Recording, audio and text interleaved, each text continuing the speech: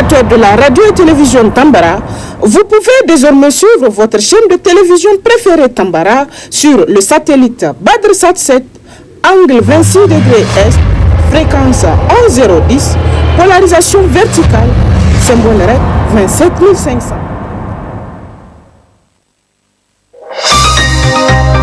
Suivez le journal avec STM Transport Voyageurs, une nouvelle façon de voyager.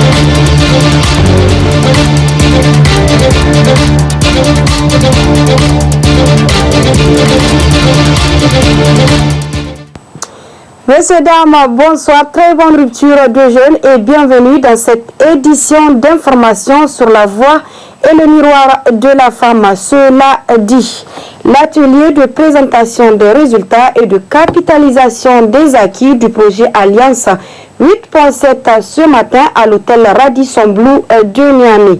Un projet qui œuvre dans la commune rurale de Ayarou. C'est le ministre de l'Emploi, du Travail et de la Protection sociale qui a procédé au discours d'ouverture de cette cérémonie officielle. Le point avec Moubarak Yakouba et Moumouni Hamani.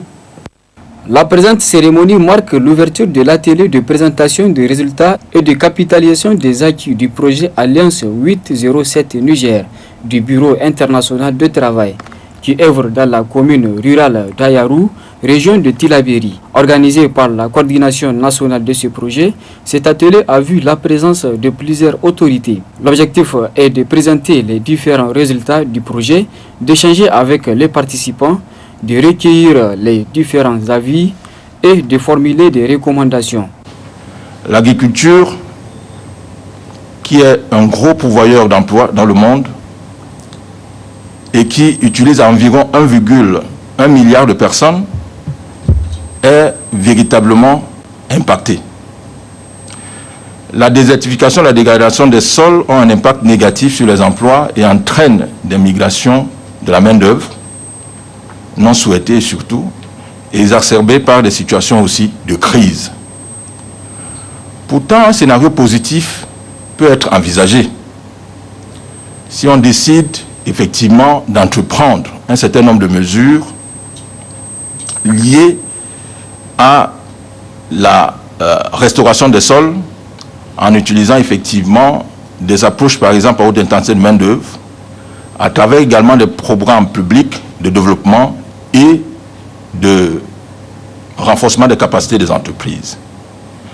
L'OIT estime à environ 100 millions d'emplois qui peuvent être créés d'ici 2030, ça c'est à travers le monde, c'est pas au Niger, en assurant une transition écologique juste et en développant effectivement des emplois verts qui peuvent également accompagner cette dynamique. La loi numéro 9706 du 20 juin 1987 portant statut de réfugié au Niger pour l'exercice d'une activité professionnelle salariée ou non, les réfugiés régulièrement admis sur le territoire nigérien bénéficient de mêmes droits que les ressortissants, à qui, avec le Niger, une convention est beaucoup plus favorable. Par rapport à cette loi, c'est le lieu de plaider davantage. Ça fait partie des conventions de 1951 que le pays du Niger a ratifié à Genève. Et c'est le lieu ici de témoigner toute notre satisfaction pour tout l'appui constant, en tout cas des autorités, pour rendre la vie paisible des réfugiés vivant au Niger et des déplacés internes. Dans son discours, le ministre de l'Emploi, du Travail et de la Protection sociale a énuméré les résultats obtenus et a présenté ses remerciements.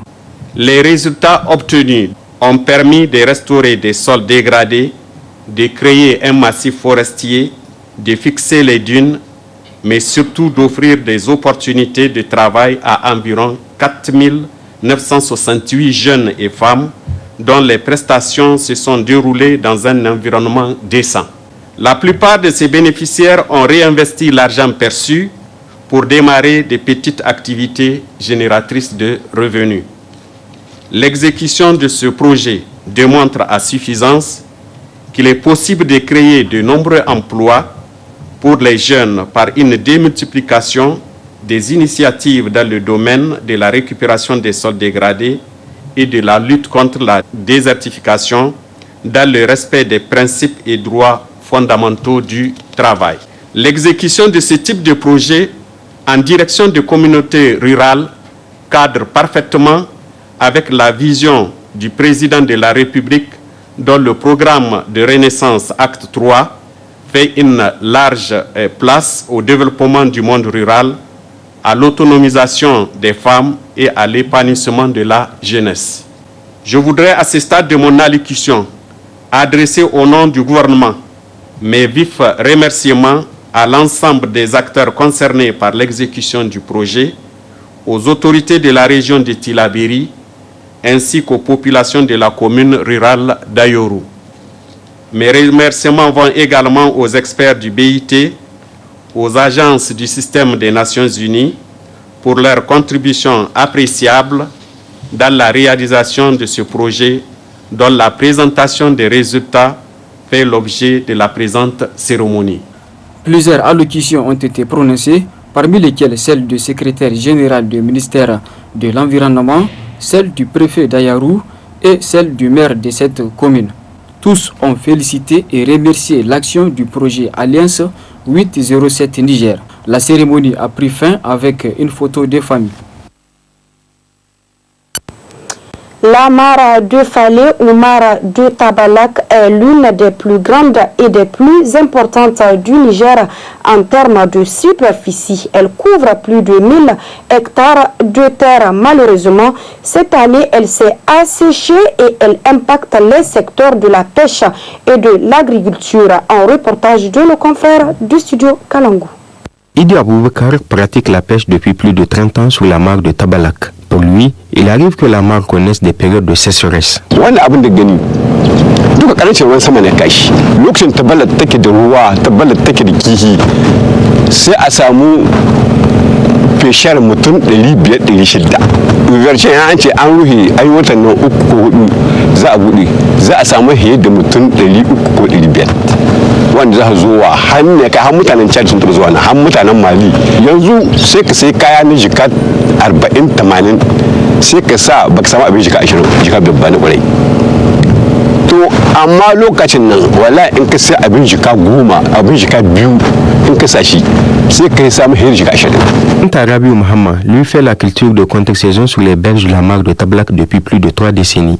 Il n'a jamais connu une sécheresse de la mare pareille à celle de cette année. Wanga tarki mun shekarun da sun ka kai 40 muna aiki na ya taba hokewa amma ba irin haka ba ko da zai hokewa daidai da hadari ko wata 2 ko wata guda sai ruwa su zo amma bana tun cikin dari ya hoke ya dade da ya hoke ga ana ayi shibke amma babu ruwa. Idi Rabiou estime que cette sécheresse peut être imputable au changement climatique. Da ruwa ke zakkuwa shibka kawai muke mu noma kawai amfani ya kai ba mu bai har ai amfani ya kai ba mu bai amma yanzu ka gani canjin yanayi abun yana ta rage kullun har gashi yanzu ko ni an ka shibka bai na da an ka shibka an kama bai sai ya kai amma duk da haka na akwai wahala.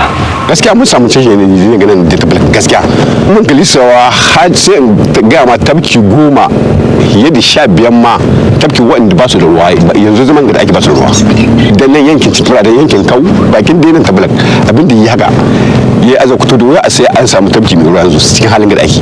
En attendant la saison pluvieuse, Idi Aboubakar s'adonne à la pisciculture.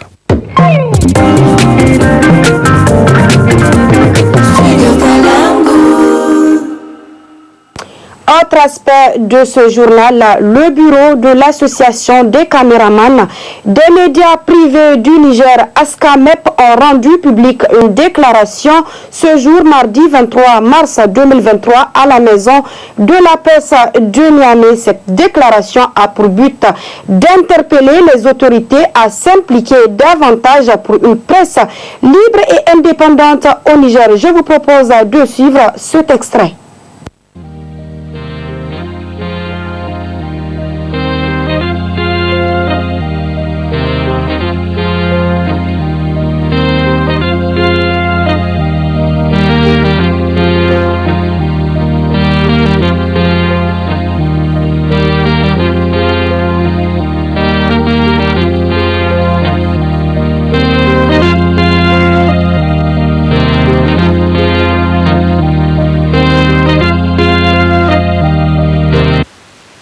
Créée en 2016, l'Association des caméramans des médias privés du Niger, ASCAMEP, œuvre inlassablement pour l'amélioration des conditions de vie, de travail et l'affermissement de l'unité et la solidarité de tous les caméramans travaillant dans les médias privés du Niger.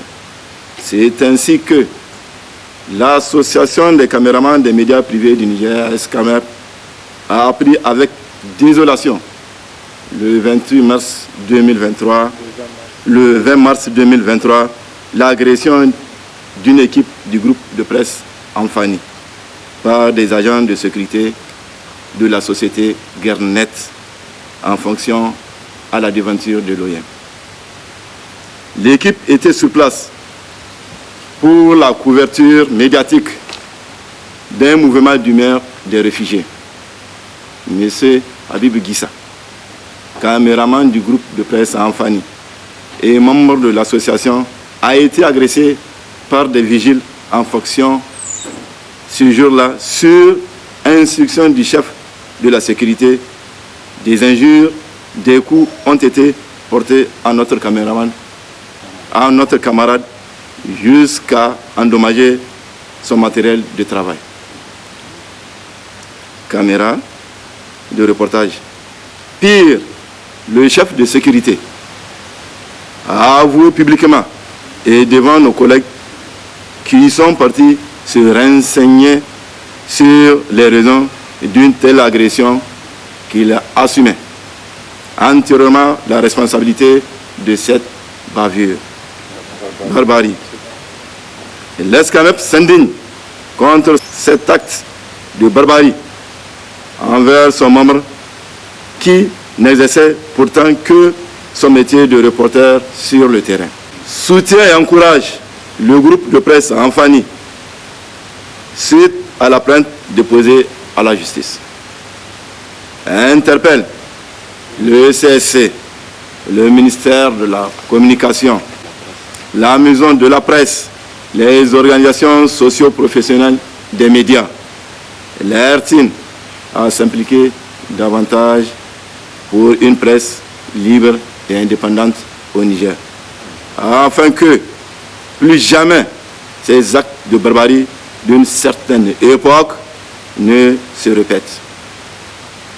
Pour rappel, Samira Savou, en service à l'ONEP à l'époque, Abdrahman Hassan à la télévision Bonferrey, Ilrit Benjamin de la télévision Canal 3, pour ne citer que ceux-là, ont été agressés par des forces de l'ordre dans l'exercice de leurs fonctions. Cette nouvelle agression à l'endroit d'un des membres de l'ASCAMEP nous interpelle tous sur la nécessité de faire bloc comme un seul homme autour de la protection de notre cher et noble métier. Réaffirmons notre ferme engagement à toujours défendre les droits des membres de l'ASCAMEP partout où besoin se fera sentir, dans l'exercice de leurs fonctions et dans le respect de l'éthique et de l'ontologie du métier. Vive la presse nigérienne libre et indépendante. En avant pour le respect des droits des hommes et femmes des médias.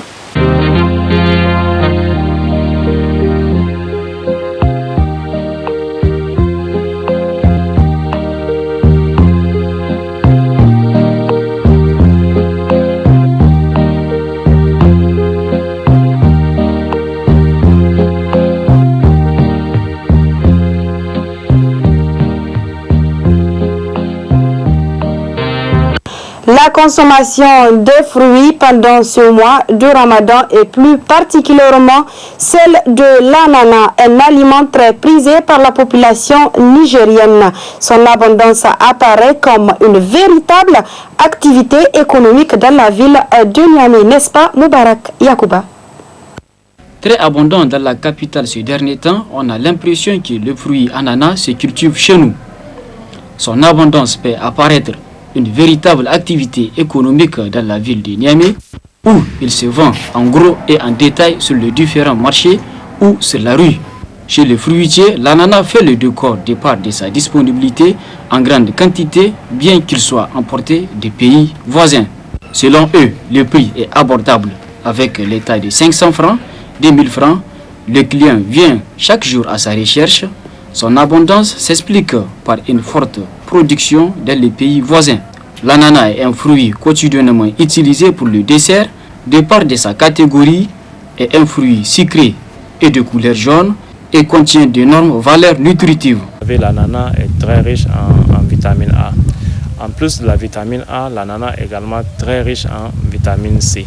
Donc ça, ce sont quand même des avantages de l'ananas, parce que c'est un fruit qui va nous permettre notamment d'avoir de l'énergie, de la force par rapport à la vitamine C, et d'avoir de la croissance, notamment pour les enfants. La vitamine A, c'est important pour la croissance. Maintenant, en plus de la vitamine A, en plus de la vitamine C, vous avez également dans l'ananas, vous avez de l'eau. Et l'eau de l'ananas, c'est quand même important lorsqu'on sait que souvent dans nos régions, il fait chaud. Donc c'est une des façons d'hydrater son organisme, c'est vraiment de consommer des fruits et légumes. Et l'ananas ayant une forte teneur en eau, donc ça peut permettre d'hydrater l'organisme. Et donc c'est bien, notamment pour les enfants, mais c'est bien aussi pour les personnes âgées. Lorsqu'on sait que ces personnes âgées souvent peuvent ne pas avoir envie de boire de l'eau de façon convenable. Maintenant, en plus de l'eau, en plus des vitamines, on a également des fibres alimentaires. Les fibres alimentaires contenues dans l'ananas, donc tout le monde a remarqué la texture fibreuse de l'ananas. Donc cette texture fibreuse dit que l'ananas contient des fibres alimentaires, et les fibres alimentaires aussi, c'est important lorsqu'on sait que ces fibres alimentaires interviennent pour améliorer la digestion, pour améliorer le transit intestinal. Et maintenant, autre élément nutritif qu'on va avoir dans l'ananas, c'est on a du sucre. On a du sucre dans l'ananas et ça permet d'avoir de l'énergie. Mais ce que je dis, que ce soit les vitamines, que ce soit les sels minéraux, que ce soit les fibres alimentaires, la consommation de l'ananas ne porte pas à conséquence. Même si l'ananas c'est quand même important, on sait que le sucre peut avoir la santé des dents. Et consommer la vitamine C au moment où on est sur le point de dormir, donc ça peut avoir un effet sur la qualité du sommeil. Ces fruits occasionnent le dynamisme du marché des fruitiers. Sa valeur nutritive aussi pour l'organisme est très importante. Il est quand même souhaitable de le consommer dans l'hygiène et la modération, car comme tout autre fruit, sa consommation abusive peut être nuisible. Pour finir, nous nous sommes intéressés aux agents d'assainissement de voies publiques où l'on constate un fort engagement des femmes dans ce métier. Leur but est de contribuer à la propriété de la ville de Niamey. Suivez plutôt. La préservation de la propriété de la ville de Niamey est une préoccupation journalière des agents d'assainissement de voies publiques de la mairie. Ces agents qui travaillent de jour comme de nuit sont constitués généralement des femmes. Ces femmes engagées et déterminées dans leur noble travail contribuent significativement à la sauvegarde de l'hygiène de la ville de Niamey, la propriété des cadres de vie dans la ville, ainsi que le maintien en bon état des routes bitumées sont possibles grâce au travail de ces agents de voies publiques de la mairie. Ce travail, nous le faisons pour la communauté nigérienne entière. Et les femmes qui sont à la maison, qui ne font rien, je les appelle à attacher leur ceinture. Parce que même dans la vie de couple, il faut nécessairement la répartition des tâches. Si la femme reste à la maison sans travail et que son conjoint est en chômage à la retraite, c'est tout un problème. C'est pour cela qu'on n'a pas honte d'effectuer ce travail. On est aussi prêt à faire d'autres. C'est mieux d'aller quémander ou voler. Nous avons un effectif à peu près de 84 personnes, mais la plupart d'entre eux sont des femmes. Donc le seul problème que nous rencontrons seulement, c'est le déplacement. Certaines sont dans les périphériques, donc le matin, on a un peu de problème par rapport à ça. Mais sinon, le travail va bon train. Il n'y a pas de problème. Elles sont vraiment des femmes battantes. C'est des femmes qui se débrouillent. Donc, c'est des gens que vraiment nous demandons à la communauté de venir nous donner des aides en plus. Parce que vraiment, la ville de Niamey, nous voulons à ce que la ville soit propre. Cette activité réalisée par ces femmes est soutenue par les autorités qui souhaitent ainsi rendre autonomes certaines femmes au chômage ou en difficulté. Cette activité, c'est une activité que le président, le préfet maire, l'honorable député Omar Dogali a initié. C'est de rendre la ville propre, coquette, qui est très cher à son Excellence le président de la République, chef de l'État, son Excellence Bazoum Mohamed. Et aussi également lutter contre le chômage et la mendicité. Ces femmes sont subdivisées à plusieurs groupes qui, au début, nous avons repêché les femmes que les communes utilisaient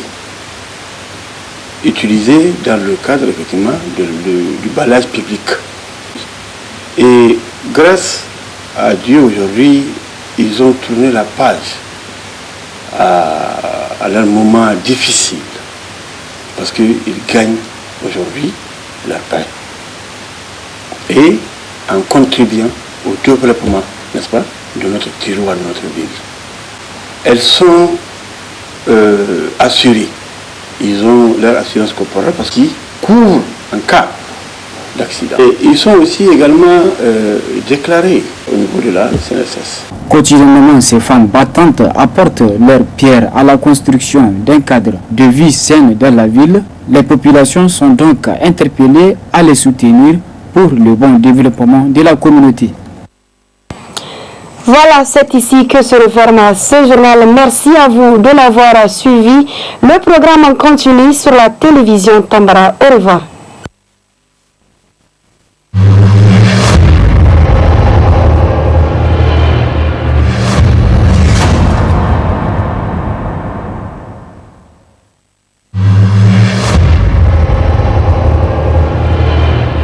Chers auditeurs et téléspectateurs de la radio et télévision Tambara, vous pouvez désormais suivre votre chaîne de télévision préférée Tambara sur le satellite BadrSat 7, angle 26 degrés Est, fréquence 11010, polarisation verticale, symbole REC 27500.